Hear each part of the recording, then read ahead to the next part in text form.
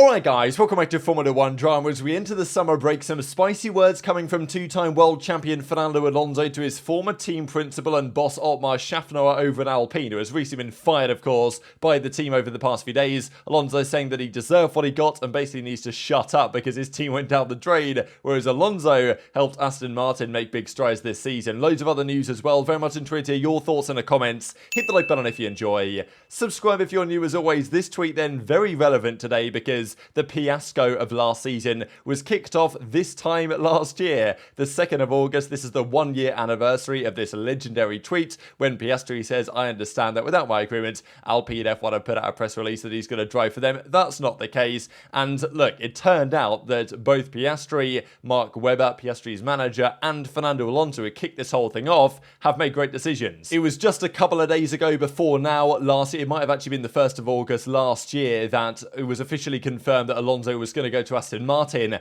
after Alpine had, let's just say, squandered any negotiations there, right? It broke down with Alonso. We'll see his perspective on that in a second. And as a result, they then thought, well, we'll get Piastri in instead. But turns out Piastri already had relationships with McLaren and, some sort of pre-arrangement. They try and went through the legal battle, but eventually Piastri went to McLaren. Fernando Alonso went to Aston Martin, and we know what's happened since then. And just to add insult to injury, Otmar was then fired just the other day by Alpine this weekend, in addition to Alain Permain. And look, I don't think these guys necessarily did that much wrong. Alain Permain was at the Enstone team for like 34 years, so firing him was highly questionable. And Otmar inherited, I would say, something of a poisoned chalice. We always consider that to be the case at Ferrari, but Alpine and the Renault team definitely fall into that category over the last few years. And even as Otmar says, there was people in the team apparently that were crying and saying goodbye, and he told them, look, I'm still alive, I didn't die. And he also said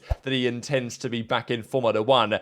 There's a big rumour going around, actually, that he's going to join an American organisation bound for F1. So there's only really a couple of options here, one of which is Ford, who are working with Red Bull, or he could join the Andretti Cadillac program that has been, we believe, the FIA has said, yes, this Andretti entry for 2026 is approved and we want to go forward with it, but then it comes down to the teams to actually decide how much money they've got to pay for the dilution fee, this type of stuff. And I believe that Otmar grew up in Detroit and has pretty good relations out there as well. So there's a decent chance that Andretti want him as their head man as they come into Formula 1. And let's say Andretti don't get brought into Formula 1, they don't get accepted.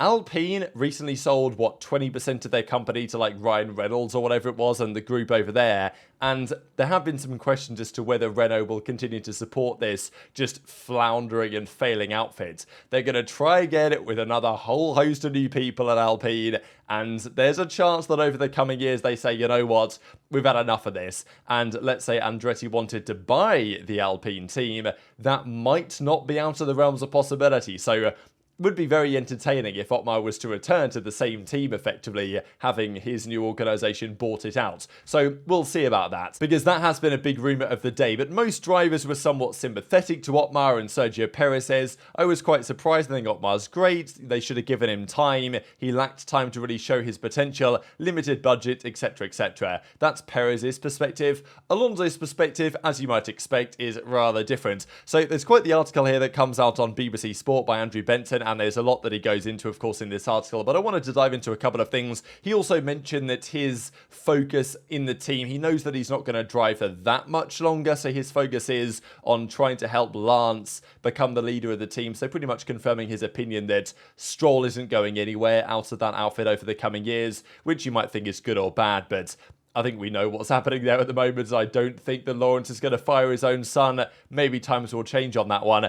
There's also been a lot of talk about the performance that has fallen away from the Aston Martin, the difficulties, the obstacles that have come their way. We'll discuss that more in a second, but he's optimistic they can turn that around and they realise why they've started to struggle over the last couple of races before the summer break. But the comments on Alpine were very insightful. He says, I don't think I felt disrespected by them necessarily, although you gotta wonder whether he actually did, especially given his actions as a result. But it is true that it took longer than I thought about when we started conversations. I think it was Australia back in April 2022 about renewing the contract. It was just moving at a very slow pace, and not from my side. I was ready to sign, I was happy. The 2022 Alpine was a fast car, so I was also happy with the performance and the possibilities.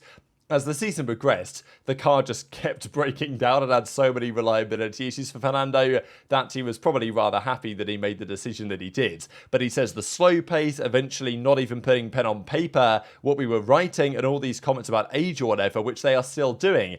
And there was a feeling at Alpine that they thought he was too old, he was past it type thing. They wanted a younger driver like Piastri, but of course they managed to bottle that as well. And I mean, look, he says he doesn't feel disrespected, but look, it's the way that they do things, or the way that Otmar does things, because after this year, he should be quiet. He should not talk at all. After the results of Aston Martin, Fernando's new team, and the results he is achieving, he is still talking and still proud of the decision, which is incredible, amazing. I love that he says amazing, right? It's the same thing that he said when, GP2 engine, like the engine much slower than before, amazing, he said. So a bit reminiscent of that. The engine was going much slower than before.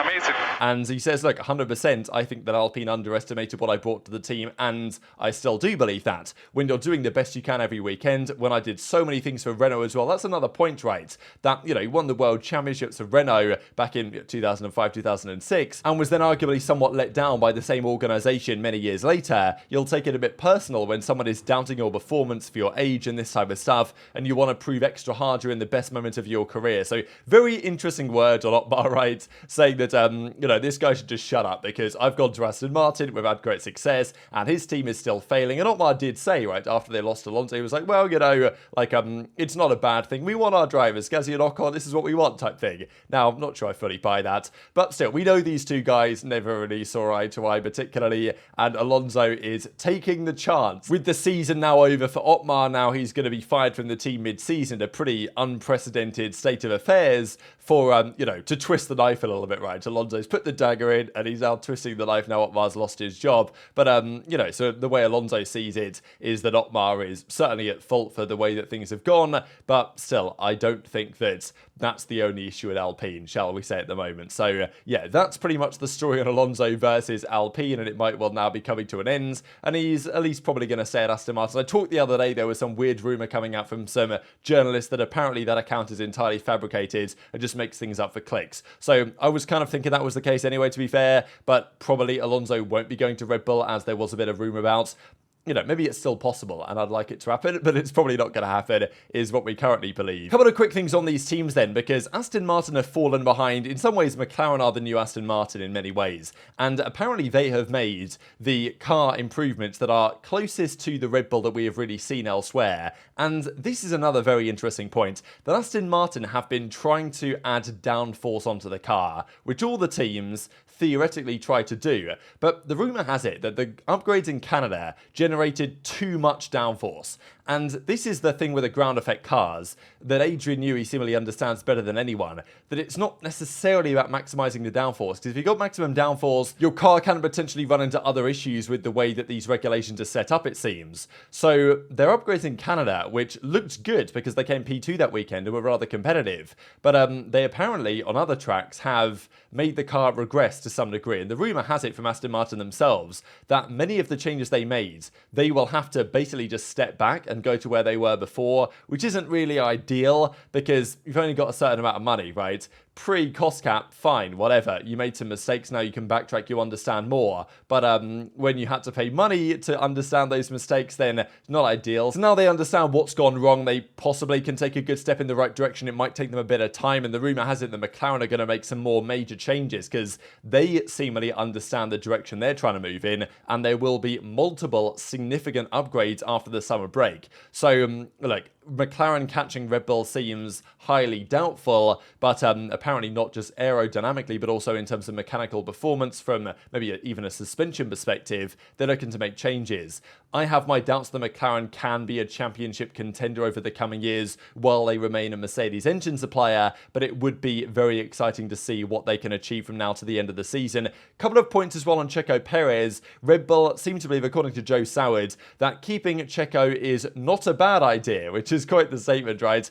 I'm not sure they're convinced by keeping him, and they might change him before. He's definitely going to go in 2025, right? I mean, his contract ends at the end of next season, and after that, I think that will be his time up. Whether they replace him 1 year before, they might not need to, as right now, Max wins everything on his own. Even if Perez didn't exist, I'm pretty sure that Max on his own would be leading the Constructors' Championship, or it would be very close. So I think it depends on the second half of the season whether Perez performs well, and if he does, he probably saves his drive, or if other teams close in. Because let's say Perez performs quite well, but McLaren, Mercedes, Ferrari, Aston, they close in a bit on Red Bull, and Perez is now getting a lot of P5s, P6s, P7s, then they might think, well, you know, we might need a better driver next year to ensure that we win the Constructors. So I think decisions on that are, to be honest, still to be made. Also, a couple of miscellaneous things. Alfa Romeo have, well, they're going to leave Formula 1, right? Because Sauber is going to join Audi, and they're not going to have a team anymore. But they will apparently be sponsoring Haas,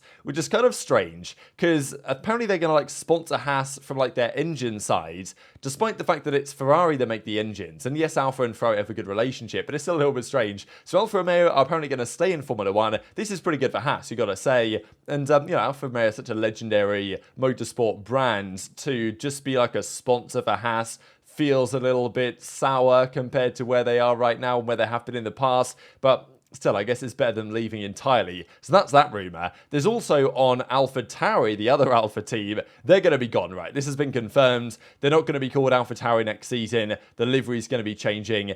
And we thought, okay, could they go back to Toro Rosso like they were before? But I'm pretty sure they said over there at Red Bull, like, no, that's not the case, because that isn't the best business decision. They can brand that team something else and make more money. And the rumoured options are either Orlen, who have been around a while, or Hugo Boss coming in as a Formula 1 team. So, possibility both of them could sponsor it. But there might be, the team might be called like the Hugo Boss F1 team or something. I don't know. There's some possible brand names here as to what they might try and do. But that's, I wouldn't have expected that. But maybe it makes sense, right? Given that AlphaTauri, the clothing thing, like there's a way that it works and makes sense, but it would be kind of funny. I don't know what you guys think about that in the comments below. It might not happen, of course. It's only early days for these type of rumours. And just to mention this for you guys, kind of insane stat actually. Laps spent in the top 3 this season. Verstappen is just so far ahead. Alonso is still second, actually, at 318. Then Perez, then Hamilton, then Leclerc, just behind Hamilton. Norris has already led 100, or not led, but 120 laps in the top 3, which is pretty impressive, given that McLaren's only been good for a very short span of races. He's already overtaken, Norris has, Sainz, Russell, and Ocon, Stroll, Gasly, and of course, Piastri is up there as well. So very much intrigued to your thoughts in the comments. Hit the like button if you enjoyed. Subscribe if you're new. Take care, and I'll see you next time.